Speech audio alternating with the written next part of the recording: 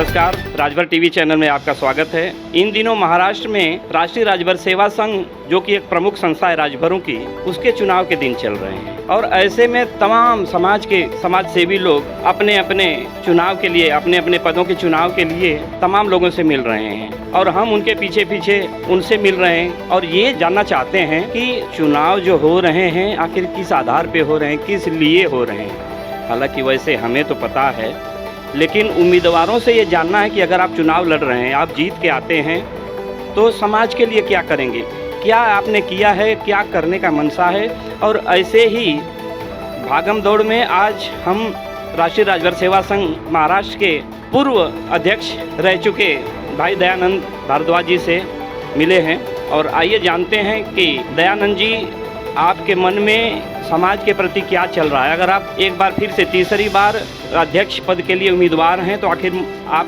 समाज को क्या देना चाहते हैं, आइए मिलते हैं। भाई दयानंद जी, स्वागत है राजभर टीवी चैनल में आपका। धन्यवाद। पहले आप 2 बार सफलतापूर्वक अपना कार्यकाल पूरा कर चुके हैं और कोविड के दौरान चुनाव न हुए तो 1 साल और ज़्यादा मिला आपको। बहुत सारे काम आपने किए, बहुत सारे काम आपके मन में ऐसे भी होंगे जो और समय मिलता तो कर पाते। कुछ अपने अच्छे कड़वे अनुभव हमें बताइए, फिर बाकी की बातें करें। सबसे पहले तो मैं राजभर टीवी चैनल का बहुत बहुत धन्यवाद देता हूं और इस चैत्र राम नवमी के दिन मैं सभी देशवासियों को राष्ट्रीय राजभर सेवा संघ की तरफ से बधाई देता हूं। आज जो चुनावी पर्व चालू है राष्ट्रीय राजभर सेवा संघ का, राजभर समाज का, यह हमारे समाज के लिए बहुत महत्वपूर्ण कार्य है। आज हम जो चुनाव लड़ रहे हैं, कुछ लोगों को लगता है कि इसमें आपस में एक दूसरे की प्रतिद्वंदिता है, लेकिन ऐसा कुछ भी नहीं है। मिला जुला के हम सब एक भाई भाई हैं और हम सिर्फ चुनावी प्रक्रिया को फॉलो करने के लिए ये संघर्ष कर रहे हैं। हम किसी के बीच में जाते हैं, अपने फॉलोअरों के, वोटरों के बीच में जाते हैं, समाज के लोगों के बीच में जब जाते हैं तो हम यही संदेश देना चाहते हैं कि सामाजिक समरसता को बनाए रखते हुए आप तय करिए कि जो हमारे आपके बीच में आकर के जिसे आप बबुआ माने, जिसे मुखिया माने, वह आवे और समाज के हित के लिए बढ़िया काम करें। वैसे तो आप इस चुनावी प्रक्रिया के पहले व्यक्ति हैं जिन्होंने शुरुआत की, या आपको लेके समाज ने ये शुरुआत की।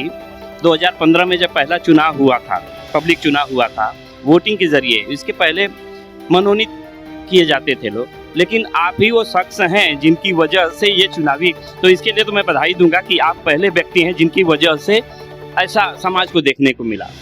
और कुछ उदाहरण आपने प्रस्तुत भी किए हैं। हालांकि आपका विचार बहुत उम्दा है कि जैसे कह रहे हैं कि चुनाव तक ही प्रतिद्वंदी हैं, बाकी सब भाई ही हैं एक दूसरे से मिलजुल के, और ये आपने साबित भी किया है। हमें याद है जब आपका दूसरा पीरियड चल रहा था तो जो लोग चुनाव आपके विपक्ष में लड़ रहे थे, यानी कि अध्यक्ष के लिए लड़ रहे थे, लेकिन आप जैसे ही जीते आपने उनको अपने टीम के साथ रखा। ये बड़ी बड़े दिल वाली बात है और इसके लिए मैं आपको बधाई देता हूँ कि आपका विचार इतना उम्दा है। और निश्चय ही आप जो कह रहे हैं, समाज के लोगों को चुनाव तक ही अपने अपने पदों के लिए जोर लगाना चाहिए। इसके बाद कौन सा राजनीतिक पटल है कि मंत्री बन जाएंगे और ये होगा वो होगा या हमारा नुकसान हो गया, ऐसा तो कुछ बात है ही नहीं। तो आपके विचार तो बेहद सराहनीय हैं, पर ज़्यादा खुश होने की बात नहीं है, क्योंकि समाज में बहुत सारे ऐसे काम हैं कि 2 बार में आपसे नहीं हुए और आपके बाद एक कार्यकाल अनिल राजभर जी का रहा, उसमें भी बहुत सारे काम छूट गए। अब सवाल ये आता है कि कुछ आपने किए, कुछ उन्होंने किए, कुछ आपसे छूटे, कुछ उनसे छूटे।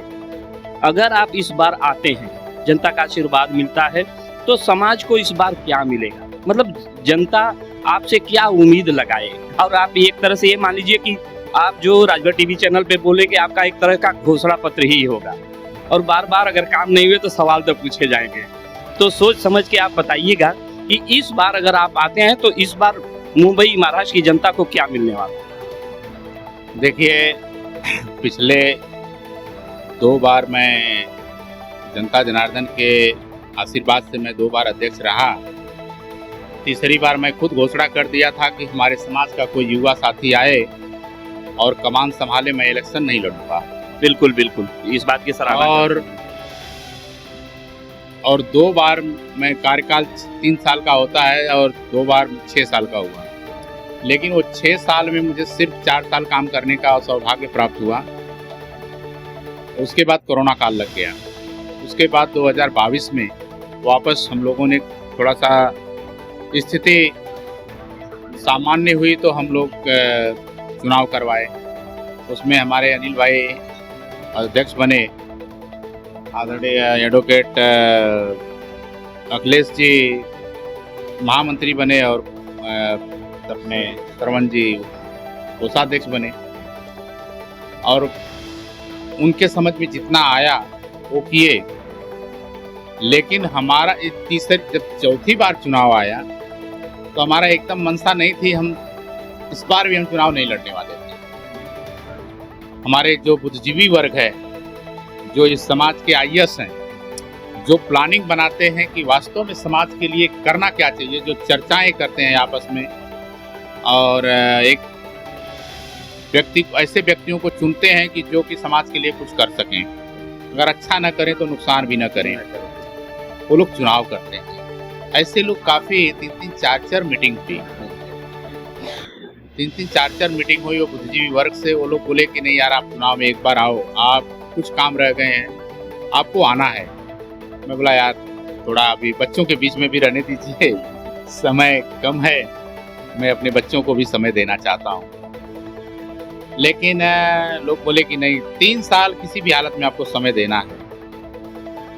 हम नहीं मान रहे थे। चौथी बार वो लोग नाराजगी व्यक्त किए कि हम आपके पीछे पड़े हैं कुछ समझ करके, इसका मतलब कि आप समाज में समय नहीं देना चाहते हो, मोह भंग हो गया है।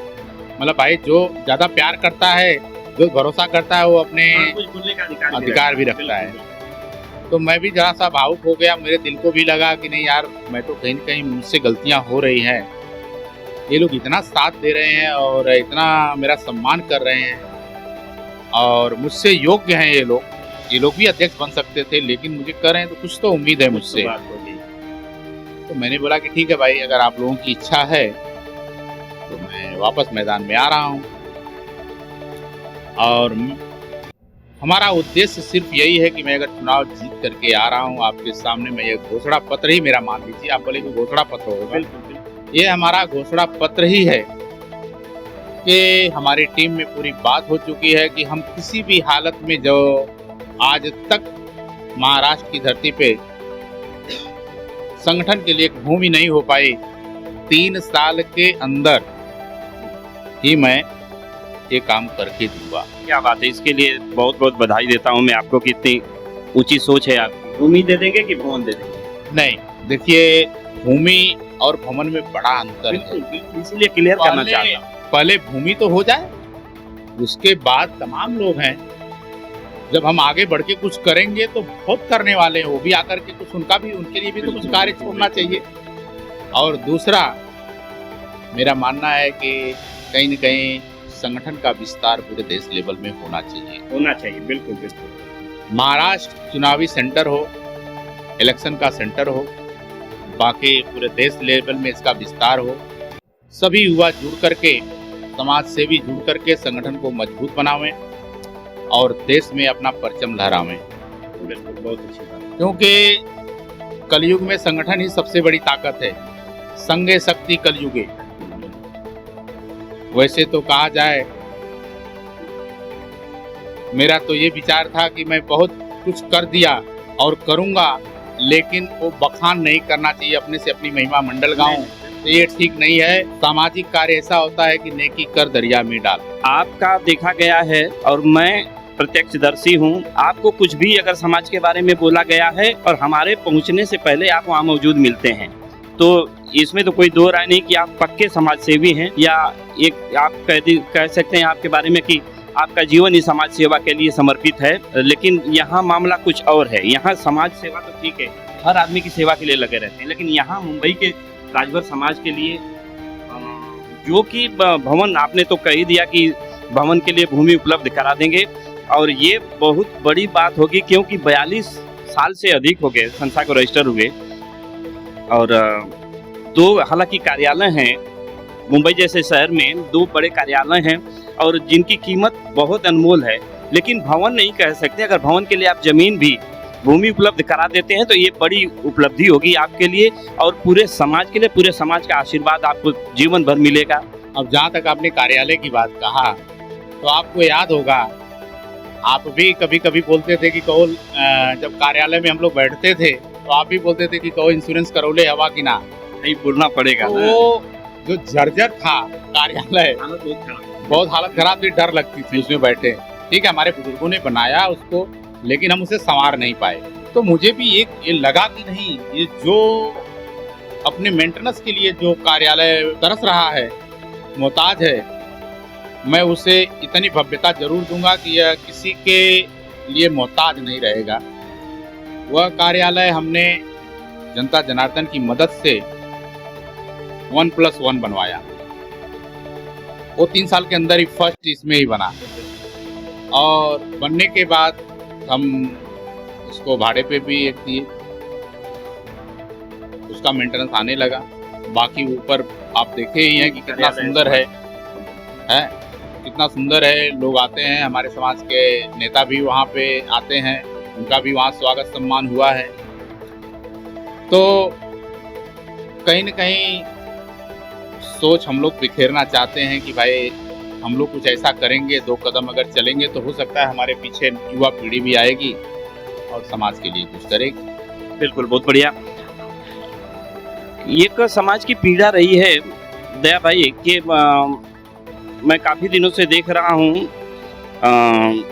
इस पे कुछ काम हो नहीं पा रहा। एक संस्था आई थी, राजभर विकास संस्था, उसके थ्रू कुछ लोगों ने, उसमें मैं भी उनके साथ जाके समाज कल्याण विभाग में पूना में हम लोगों ने देखा था, और उसके बाद से कुछ काम नहीं हुआ। ये खबर है, खबर क्या है, पक्काई है कि जाति सूची में, महाराष्ट्र की जाति सूची में भर या राजभर नाम से मतलब लिस्टेड नहीं है। तो इस बारे में क्या आपका कुछ प्लान है कि हम लोग इतने ज़माने से, करीब 40-50 साल से लोग यहाँ रह रहे हैं, लेकिन जाति सूची में नाम नहीं आ पाए, तो इसके लिए आपके मन में कुछ योजनाएं हैं या आपने इस पे कुछ काम किया है?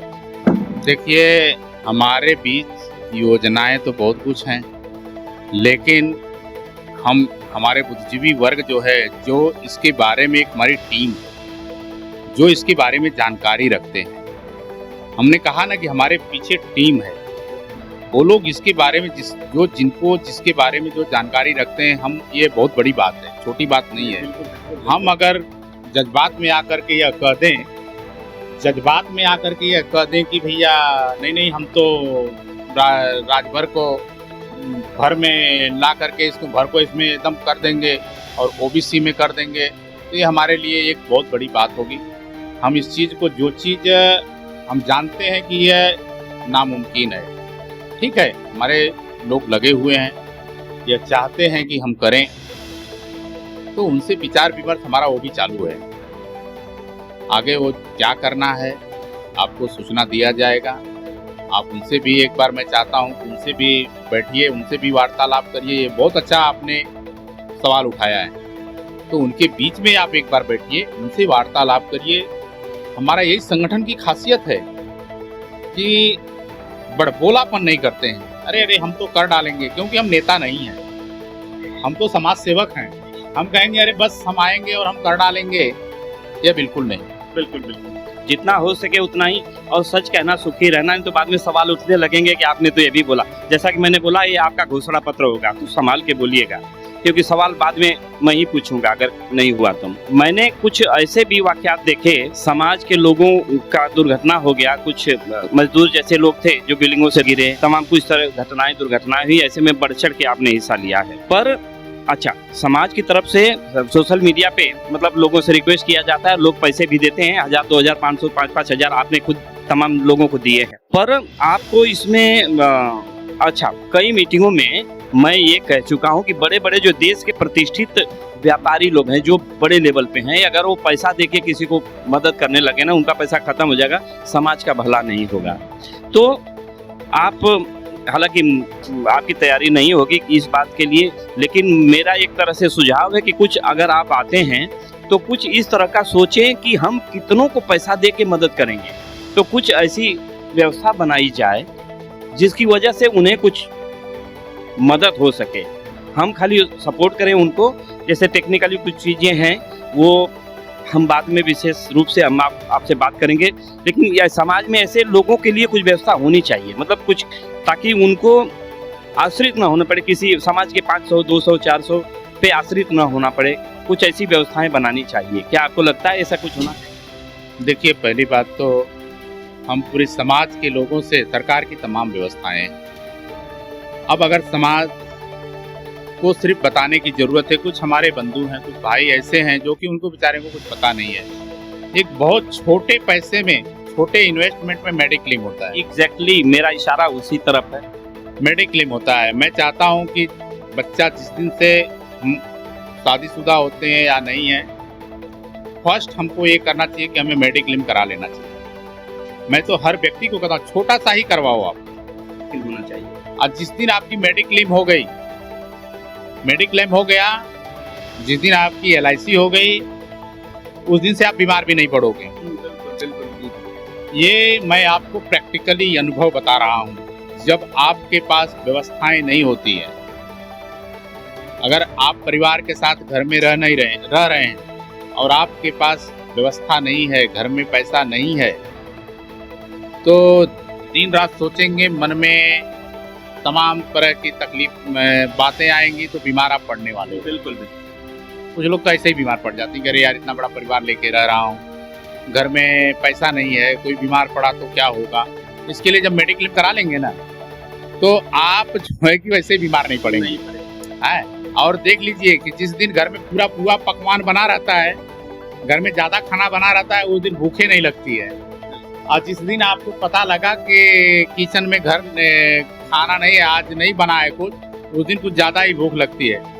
जिस दिन आप उपवास रहिए, जिस दिन फास्ट रहते हैं, उस दिन बहुत लगती है भूख, क्योंकि हमेशा ही उस दिन आदमी ज़्यादा ही खा लेता है।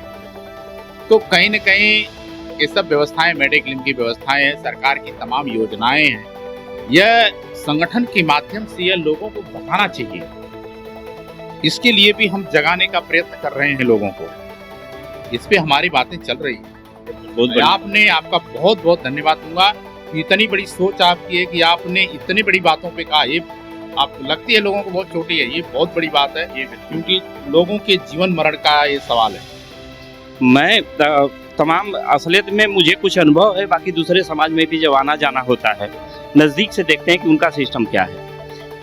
कई बार आपको अनुभव बताएंगे, हालांकि समय बड़ा लंबा हो जाएगा। लोग सरकारी हॉस्पिटल में जाते हैं, दर की ठोकरें खाते हैं बेचारे। अगर मेरा एक सुझाव है कि अगर आप आते हैं तो एक ऐसा कुछ व्यवस्था बनाएं कि कुछ ये मेडिकल से रिलेटेड तमाम हॉस्पिटलों में जाके जो उनके बड़े डॉक्टर हैं या डीन हैं, उनसे बात करें। हमारा ऐसा संगठन है, हमारे समाज के लोगों को थोड़ा सा एक बार उनसे परिचय बनाएं। तो किसी को अगर आप भेजते हैं या कोई भी समाज का बंदा जाता है तो उसे इलाज करवाने में बड़ी आसानी होती है। और जागरूकता नहीं होने की वजह से ना मुफ्त का इलाज नहीं ले पाते हैं और लोग लाखों खर्च कर देते हैं। तो आपके मन में भी हमारे जैसा ही कुछ बात है और हमारे विचार वैसे मिलते ही हैं। मैं राजभर टीवी चैनल की तरफ से मैं आपको ढेर सारी शुभकामनाएं प्रेषित करता हूं। ईश्वर आपको सुखी रखे, सफल बनाए और इस बार जीत कर आए और समाज का भला हो। चलते चलते मैं चाहूँगा कि राजभर समाज के लोगों के लिए 2 शब्द क्या कहना चाहेंगे? मैं फिर वापस समाज के बंधुओं से यह रिक्वेस्ट करना चाहता हूं कि यह चुनावी समर जो प्रारंभ हुई है, इसमें संयम बना करके हम सब एक भाई बंधु हैं और ज़्यादा से ज़्यादा लोग आकर के वोटिंग करें, अपना अध्यक्ष चुने, महामंत्री चुने, कोषाध्यक्ष चुने। और मैं आपको बता दूं कि ये सिर्फ ये चुनावी प्रक्रिया को फॉलो करने के लिए सिस्टम बनाया गया है, ताकि कोई 10 आदमी हाथ उठा करके ये ना अपने अध्यक्ष को न बना दें, क्योंकि ये बहुत बड़ा विषय है कि लोग चुनाव जो पहले 10 आदमी हाथ उठा करके कर देते थे और चुनाव हो जाता था, यह बिल्कुल नहीं होना चाहिए। यह हमने समाप्त किया है और सब भाई हम एक दूसरे के प्रतिद्वंदी भले अभी हैं, लेकिन जिस दिन चुनाव होगा, जो जीतेगा जो हारेगा, एक दूसरे को हार फूल पहनाते हैं, मज़ा मस्ती करते हैं, आपस में आपसी समरसता बना करके पुनः एक साथ मिलजुल करके संगठन का काम करते हैं। यही हमारा सिस्टम है। बहुत बहुत धन्यवाद। अच्छा, ये कुछ चीज रह गई, अगर कोई आपको वोट देना चाहे तो कैसे देगा? वोट देना चाहे तो कैसे देगा? क्योंकि आपने अपना चुनाव चिन्ह ही नहीं बताया है, तो उसके लिए कुछ है? ठीक है, हमारा चुनाव चिन्ह छाता है और हम चाहेंगे लोगों को कि छाता निशान पे मुहर लगा करके हमें विजयी बनावें और सस्ता और स्वस्थ चीज छतरी का लाभ उठावें। अभी गर्मी का सीजन है, गर्मी से बचने के लिए छतरी काम आती है, बारिश से बचने के लिए छतरी काम आती है। तो यह छतरी का सीजन ही चल रहा है, तो मुझे लगता है कि छतरी को आप लोग विशेष करके ध्यान रखेंगे। क्या बात है, बहुत खूब बहुत खूब।